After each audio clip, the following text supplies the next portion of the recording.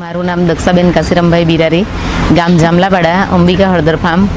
અમે જ્યારે હળદરની સ્ટાર્ટ કરી ત્યારે 5 કિલોથી સ્ટાર્ટ કર્યું હતું. પછી ધીરે ધીરે મોટું થતાં આજે મોટા પાયે થઈ ગયું છે. 20 થી 25 ટન અમે હળદર વેચીએ છીએ.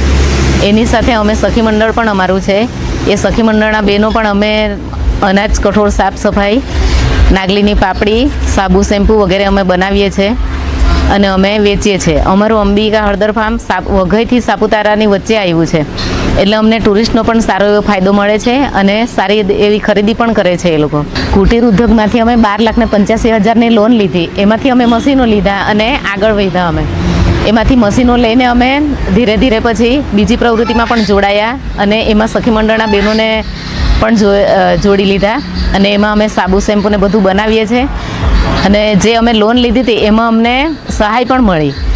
તે બદલ સરકારશ્રીનો ખૂબ ખૂબ આભાર.